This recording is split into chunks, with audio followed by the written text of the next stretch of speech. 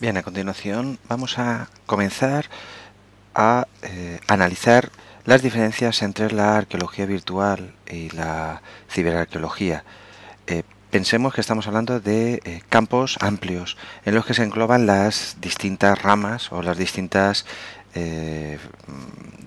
no disciplinas, sino los distintos ámbitos de aplicación, tanto por ejemplo para la virtualización de patrimonio, como la restauración virtual, como las reconstrucciones virtuales, etcétera. Estamos hablando del marco teórico, del marco epistemológico, de la teoría del conocimiento que va a amparar las actuaciones que os vamos a enseñar a lo largo del curso y que vamos a realizar en el ámbito profesional.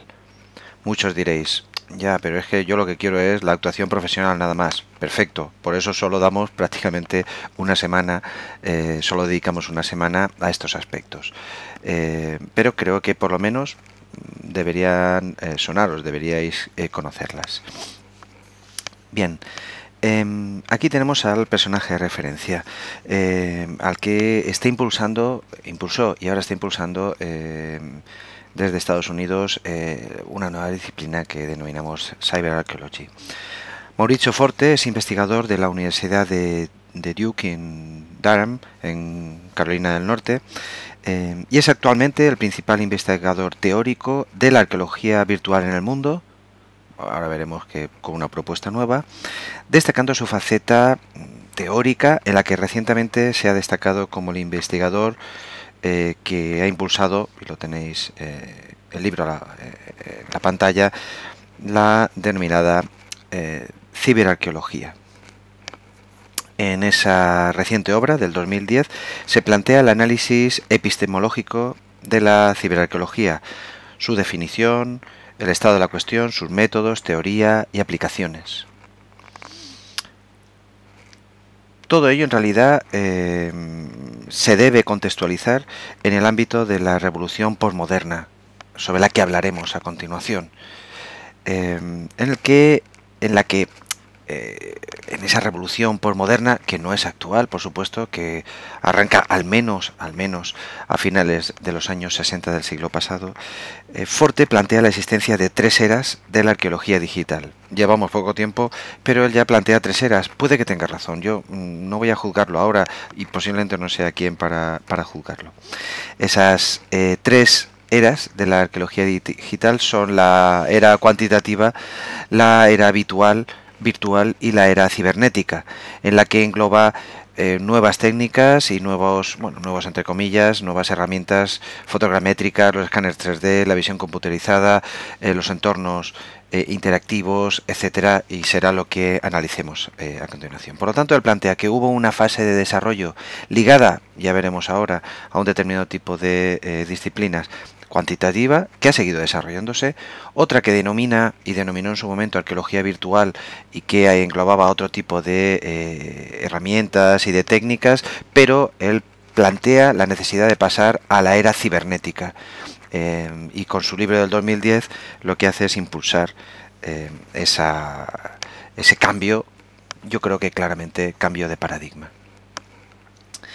Por lo tanto, él señala que existen dos disciplinas diferenciadas, como son la arqueología virtual. Yo lo voy a decir siempre en castellano, pero es lo que denominamos, ellos denominaron ya en su momento la virtual archaeology, frente a la cyber archaeology, que plantea que son o dos disciplinas complementarias, o en realidad la ciberarqueología es la tercera fase, la fase más evolucionada de una disciplina que está en construcción, ¿de acuerdo? Bien, de esta forma abre un debate que no ha hecho más que empezar, que nos acompañará, estoy seguro, en las próximas décadas, entre arqueología virtual y ciberarqueología, que no deja de ser un nuevo escenario del enfrentamiento entre la New Archaeology o arqueología procesual, las corrientes procesuales, frente al postprocesualismo o arqueología contextual tan arraigada o tan presente en las últimas décadas en el ámbito arqueológico. No olvidemos que estamos desplazando a un escenario digital virtual, debates de una disciplina que tiene décadas o incluso siglos de existencia, como es o como son la arqueología, la restauración, la historia, en realidad. Y como tal se ve contagiada o comparte los debates filosófico-epistemológicos, es decir, las formas de conocimiento, las teorías del conocimiento de estas disciplinas. Por lo tanto, hay una coincidencia de debates epistemológicos, una coincidencia de debates, podríamos decir, en último término, filosóficos. Modernidad frente a posmodernidad es un debate que se puede englobar dentro, es el debate general dentro del cual se puede englobar el enfrentamiento entre New Archaeology y postprocesualismo, o procesualismo frente a postprocesualismo, ¿de acuerdo? Y ha llegado este debate lógicamente al ámbito de la arqueología virtual y se plantea el enfrentamiento, pero es un reflejo entre arqueología virtual y cyber archaeology. ¿Qué es la arqueología procesual? Y vamos a dar simplemente dos pinceladas para situarnos.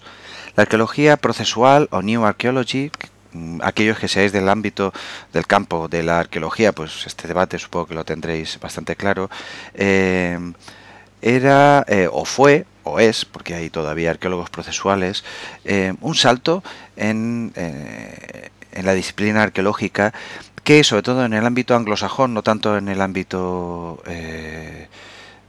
europeo o en otros ámbitos de la investigación, pero en el ámbito anglosajón sobre todo planteaba la necesidad de superar las investigaciones de carácter estrictamente inductivo, de carácter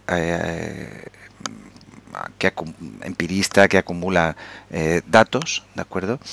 Es decir, investigaciones positivistas, y planteaba la necesidad de, a través de la arqueología, establecer los procesos que detectamos en las culturas para conocer los procesos de cambio, para conocer las formas de cambio, algo que distintas escuelas han o habían planteado anteriormente.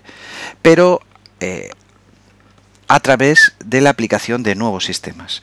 El procesualismo es una escuela que potencia mucho el uso de procesos estadísticos, de métodos cuantitativos, matemáticas, geografía, muy importante los datos arqueométricos, lo que precisaba el manejo de enormes cantidades de información. Pero si se conseguía procesar toda esa información, ahora obviamente podemos hacerlo perfectamente, esta escuela planteaba que se generarían interpretaciones científicas más objetivas y por lo tanto se animaba a la comunidad arqueológica a desarrollar metodologías específicas en laboratorios y procesos de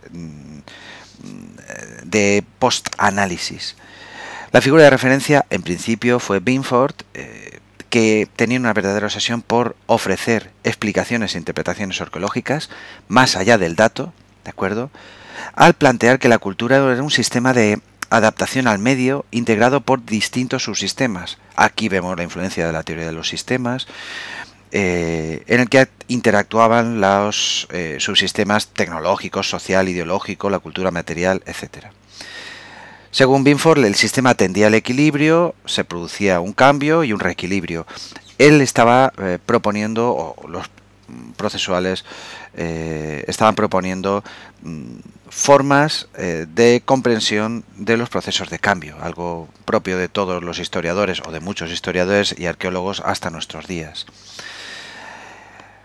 Él daba un salto metodológico y un salto epistemológico, planteaba dos niveles de análisis, las explicaciones, es decir, las caracterizaciones de los restos arqueológicos que forman los sistemas culturales, y la explanation, que es una explicación de los elementos que forman los subsistemas y sus relaciones entre sí.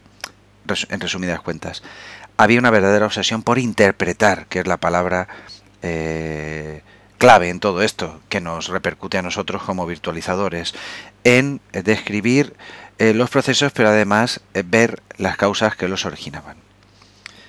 Bien, por lo tanto, se pretendía potenciar el uso de todos esos métodos cuantitativos, que nos daría, como hemos dicho, realidades más objetivas y metodologías más adecuadas. La arqueología procesual, por lo tanto, y en conclusión, trataba de explicar y no solo de describir los procesos sociales. Realiza generalizaciones. Realiza no leyes, pero sí generalizaciones, y genera hipótesis y comprobaciones. Por lo tanto, ¿qué es? Pues es un tipo de arqueología claramente moderna, claramente científica, ¿de acuerdo?